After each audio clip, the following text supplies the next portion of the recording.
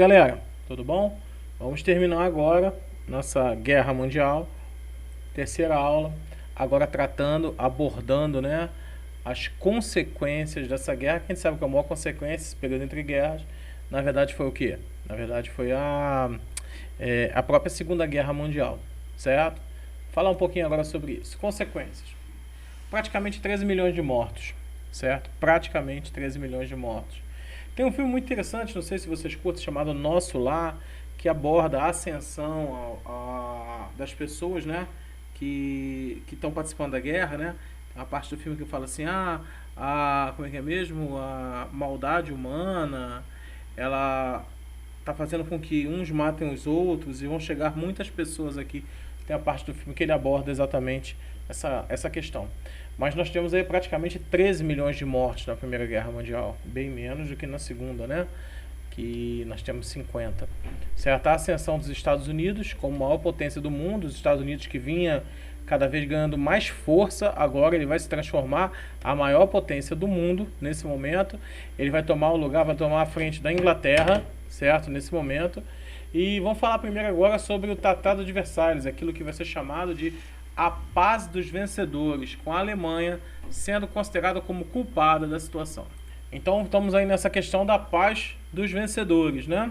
Os vencedores vão determinar o que vai ser feito de paz nesse momento. Joinha, beleza? Essa Primeira Guerra Mundial consumiu a vida de muita gente, certo? E trouxe muitos transtornos. E também trouxe muitos rancores, né? Vocês vão ver que muitos países vão levar rancores depois para a Segunda Guerra Mundial. Certo? Aqui nós temos uma imagem, né? Eu gosto muito de trabalhar, mostrar a imagem para vocês, né? Os aliados rumo à vitória. Nós temos aqui a Rússia, o Japão, Montenegro, França, Bélgica, Sérvia, que são os países que estavam como os aliados no meio da história aí. Tranquilinho? Beleza? Sim, o Japão ele estava ao lado dos aliados na Primeira Guerra Mundial. Mas de certa forma ele não vai ficar muito satisfeito com as coisas não. A gente vai ver isso aí, o resultado na Segunda Guerra. Mas vamos lá, os Estados Unidos tentou combater, certo, a tentativa de criar um tratado que imputasse a culpa aos alemães e eventualmente pudesse criar um sentimento de rancor. Esses pontos eles foram observados pelo presidente norte-americano Woodrow Wilson. Esse camarada aqui, olha, está aqui na imagem para vocês darem uma olhada. Ele definiu 14 pontos que diriam que deveria existir uma paz sem vencedores. Ou seja, paz sem vencedores e sem vencidos. Ele tinha razão para poder falar isso, que se você observar bem, grande parte da guerra foi vencida mesmo pelos norte-americanos. Então, no que foi vencida pelos americanos, pô, o cara tinha direito de estabelecer, nós ganhamos, vocês perderam, você quer. Não tem como, né, velho? Porque se você raciocinar, os caras, eles perderam praticamente a guerra. Certo? Então ele vai propor isso. Ele vai propor a criação de uma associação de segurança internacional e proibir as alianças secretas. Isso está entre aí os chamados pontos de Wilson. Certo? Eu trouxe aqui para vocês todos eles. É claro que eu não vou ficar lendo, mas vocês podem depois pausar o vídeo aí ou pegar no PDF da aula, né? O material que são todos os chamados pontos de Wilson. Certo? Mas os pontos principais é que não terão acordos diplomáticos secretos. Está aqui, olha. Liberdade de navegação nos mares e águas fora do território nacional, que seria a criação das chamadas águas internacionais, e a criação de uma associação geral. Então aqui todos os 14 pontos de Wilson, eles não foram necessariamente seguidos pela França e pela Inglaterra, que estavam com sangue nos olhos e faca nos dentes, e queria de qualquer maneira pegar tudo que fosse possível dos alemães. De certa forma, promovendo aí uma crise financeira sem precedentes e jogando a Alemanha num sentimento nacionalista muito forte. Foi prevista a devolução da Alsácia-Lorena, sim, a tão sonhada, tão idolatrada e tão cobiçada Alsácia-Lorena, vai voltar para a França agora. A Alemanha vai perder todas as colônias, vai perder 1/7 do seu território, certo? Vai indenizar os seus vencedores, perdendo inclusive o seu lastro, tá? Suas reservas de lastro, elas vão ser tomadas, tá? A limitação do exército a 100 mil homens, proibir navios de guerra, proibir se unir com a Áustria novamente, uma crise gigantesca, tá? A gente vai estudar isso no período entre guerras, certo? E isso vai dar, de certa forma, origem ao chamado revanchismo alemão. Também vamos ter aí a criação da Liga das Nações. A criação da Liga das Nações ela é interessante porque, olha só, imagina a Liga das Nações sem Estados Unidos, sem a Rússia e sem a Alemanha. Sem os Estados Unidos, porque os Estados Unidos propôs os pontos de Wilson, não foi aceito, então ele não quis. Então não quero, certo? Sem a Rússia, porque a Rússia caçou conversa lá, derrubou o regime capitalista, no caso, nem tanto capitalista, né, mas pró-capitalista, e estabeleceu o socialismo lá dentro do seu território. Nós estamos aí na treta de Stalin, Trotsky, Lenin no meio da situação. Beleza? E também a Alemanha, porque a Alemanha causou a confusão toda, então vamos deixar ela fora do clubinho. Quer dizer, fazer uma Liga das Nações cambeta, que nem essa que vocês estão vendo. Deu em nada, tá? Deu em nada. A Liga das Nações, ela foi mais fraca do que a Liga da Justiça, certo? Os Vingadores eram muito mais fortes. A Liga das Nações era muito fraca, velho, muito fraca. Mas, de certa forma, acabou dando origem a aquilo que a gente vai chamar de... Já ia eu falar de Thanos. Aquilo que a gente vai chamar de Nações Unidas. Não é Thanos, é Nações Unidas. ONU é Thanos, é ONUS. ONUS não, ANO, não, ONUS não, Thanos. Ai, merda. Ai, gente. ONU, Organização das Nações Unidas. Que treta que deu na cabeça. Eu não vou voltar a gravar isso agora não, vamos lá. Tratado de Versalhes, nós temos aqui alguns artigos, né? Que é passar a faca no pescoço dos alemães, literalmente. Tem algumas coisas aqui que deixa claro que a Alemanha renuncia, o exército alemão não poderá ter mais do que 7 divisões, certo? Está proibido na Alemanha tudo, uma desgraça, certo? Isso vai trazer muito sofrimento para o povo alemão. Vocês estão vendo aí, olha, os alemães, a falta de alimentos levou a população a fazer horta nos jardins da casa, certo? O armistício que nós temos aqui, ele foi assinado em um vagão. Tá aqui, ó, armistício que pôs fim à guerra foi assinado por autoridades alemãs no interior do vagão, que servia como ponto de comando aliado na localidade de Retondes, na França. Aqui você tem a delegação dos aliados e o vagão. Agora eu vou contar uma historinha para vocês, gente. Quer perceber como é que a Segunda Guerra foi a maior questão mesmo de vingança? Você tá vendo esse vagãozinho aqui que foi assinada a rendição alemã na Primeira Guerra? Quando Hitler acabou com os franceses na Segunda Guerra, ele exigiu que a rendição francesa fosse feita no mesmo vagão. No mesmo vagão, na mesma região de Retondes, na França. Ou seja, vingança pura, certo? As crianças acompanhando o retorno das tropas alemãs, como quem diz, os lascados chegando, acabou a nossa vida. E aqui você tem, né, os soldados mutilados, uma situação muito horrível. Aqui nós temos uma foto bem interessante, essa foto aqui, olha, ela tem 4 grandes líderes na potência, certo? Você tem Vitório Orlando, tá aqui do lado de cá, Georges Clemenceau. Esse Clemenceau, ele é muito interessante, que você já deve ter ouvido falar de... Como é que se diz? Cordão sanitário, né? Cordão sanitário é uma espécie de círculo de países que vão ser feitos em volta da China para impedir o avanço socialista chinês para outras regiões. O pessoal normalmente utiliza essa expressão cordão sanitário. Também se utiliza a expressão cordão sanitário quando você cerca uma cidade para que determinada doença não vá para outra. Cordão sanitário e tudo. Mas ele vai usar a expressão chamada cordão sanitário, dizendo que a União Soviética ela deve ser cercada, isso já foi em 1921, tá? Para evitar que essa doença socialismo saísse de dentro da União Soviética. Georges Clemenceau. Alguns chegam a falar, certo, de que... como é que se diz? Chegam a falar de que isso aí, na verdade, já foi o prelúdio da Guerra Fria, certo? Que é aquele conflito entre capitalistas e socialistas.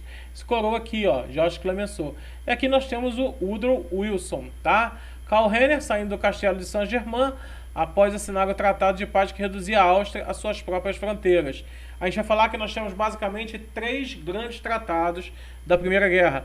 A galera normalmente no ensino fundamental estuda só um, que é o Tratado de Versalhes. Mas nós temos de Tratado de Versalhes, Tratado de Saint-Germain e Tratado de Sèvres, certo? E a reunião da Sociedade das Nações, a futura Liga das Nações, aparece aqui. Por falar em Tratado de Saint-Germain, o Tratado de Versalhes tem mais a ver com a Alemanha. O Tratado de Saint-Germain tem mais a ver com a Áustria. Desmembramento do Império Austro-Húngaro e a criação de novos países, como Polônia, Tchecoslováquia, Hungria e Iugoslávia. Vocês estão vendo esses 2 personagens aqui, ó, Polônia e Tchecoslováquia, que Hitler depois vai caçar conversa com eles. Criação de novos países, como a Finlândia, Lituânia, Letônia e Estônia. Estão lembrados dos vão-se os anéis e ficam os dedos? Nações que pertenciam à antiga Rússia, certo? e desmembramento do Império Turco-Otomano, que havia apoiado a Tríplice Aliança. No seu lugar, acabam surgindo países como a Líbia, Síria, Jordânia, Palestina, Líbano, Síria, Jordânia, Palestina, Iraque, mas não aparece nesse momento, ainda não aparece, certo? É muito importante salientar para vocês, Israel, certo? Os israelenses, infelizmente, os judeus vão permanecer dentro do solo alemão. Isso vai dar problema, vocês sabem disso na Segunda Guerra Mundial, certo? Alguém chegou a defender o Império, o reino dos curdos, mas isso não aconteceu, tá? Aqui vocês estão vendo aqui a organização desse Tratado de Saint-Germain, certo? Tratado de Saint-Germain, tá vendo? Olha, tá aqui a organização desse Tratado de Saint-Germain, que se refere principalmente à Áustria, a fragmentação do antigo Império Austro-Húngaro. Tá? Nós temos aqui o Tratado de Sèvres. O Tratado de Sèvres já diz mais respeito ao Império Otomano, que é a fragmentação do Império Turco-Otomano. Mais uma vez se fala sobre isso. Tranquilo? Aqui vocês estão vendo aqui, ó, a fragmentação total que acontece. Um pedaço na mão da Inglaterra, outro pedaço na mão da França e vários pequenos reinos que são criados aqui, reinos de certa forma artificiais. Aqui nós trouxemos a vocês algumas imagens, né, de duas pessoas lá que estiveram dentro da guerra. Se você for ver esse relato de Raymond Nugent, na região de Champagne, ele coloca: o odor fétido nos penetra a garganta adentro ao chegarmos na nossa nova trincheira. Chove torrencialmente, nos protegemos com o que tem de lonas e tendas em campanhas afiançadas nos muros da trincheira. Ao amanhecer do dia seguinte, constatamos estarrecidos que as nossas trincheiras estavam feitas sobre um montão de cadáveres e que as lonas que os nossos predecessores haviam colocado estavam para ocultar da vista os corpos e restos humanos que ali haviam. Quer dizer, a situação tão dramática que os caras chegaram, viram as lonas, acharam que fosse para eles levantar as lonas e dormir embaixo. Depois, quando ele chegou no dia seguinte, eles viram a claridade, o que tinha embaixo deles eram corpos humanos e as lonas estavam lá para cobrir os corpos. Mano, uma coisa realmente terrível que tá. E aqui eu tenho mais um trecho aí que o cara fala sobre... tenho que desprender o velho Mazé que segue gritando, mas quanto mais terra eu tiro, mais afunda. Consigo desenterrá-lo por fim até o peito e pôde respirar melhor. Vou então socorrer um homem do 270, que deve ser outro batalhão, que grita também, mas debilmente, e consigo livrar-lhe a cabaça até o pescoço, deve ser a cabeça, né? E quando ele chora e suplica que não lhe deixe ali, estão faltando outros dois, mas não escuto nada, volto a cavar para desenterrar as cabeças. E me dou conta que estão mortos. Tontei um pouco porque eu estou esgotado, e o bombardeio continua. As pessoas estão sendo totalmente soterradas em meio às bombas durante a guerra. Situação triste. Essa aqui foi a Europa, depois da Primeira Guerra Mundial, vocês terem noção. Esses países aqui foram amarelos, foram países novas nações, novos países que foram criados. Vocês vão ver que a Alemanha ela tem dois pedaços, tá? Ela é partida no meio com o chamado corredor polonês, nunca esqueça dessa parte, certo? A Itália não vai ter os benefícios que ela tanto esperava. Trouxe aqui para vocês também uma foto colorida artificialmente de soldados franceses, tá? Um outro tipo de tanque de guerra que parece ter até um carro mutante daqueles que a gente encontra na região suburbana, né? Que a moçada faz remendo pra caramba. Eu falo isso que a galera vai consertando, vai dando um jeito para poder usar, né? Outro dia eu vi uma Paraty, velho, uma Paraty que virou Paraty de caçamba. O cara tava querendo fazer uma Ford, uma pampinha a partir da Paraty. Séria necessidade, vocês estão vendo aqui, ó. Mas por que você está vendo que eu falei que parece remendado de zona suburbana? Pela seguinte razão, principalmente porque eles utilizaram veículos que eram veículos normais para adaptar. Aí ficou uma adaptação às vezes muito grosseira. É isso que eu estava querendo dizer, certinho? E nós temos aqui soldados ingleses que foram cegos pelo gás, certo? É a chamada Marcha dos Gazeados. Tranquilo? Joinha? Então, encerramos aí Primeira Guerra Mundial. Agora nós vamos estudar a Revolução Russa. A gente vai ter que voltar um pouquinho, certo? Depois vamos estudar a crise de 29, o período entre guerras, para finalmente chegarmos na Segunda Guerra Mundial. Mas entendam que a primeira é extremamente próxima dela. Não deixem de assistir às aulas, levantar dúvidas e fazer as tarefas. Um grande abraço para vocês e até a próxima.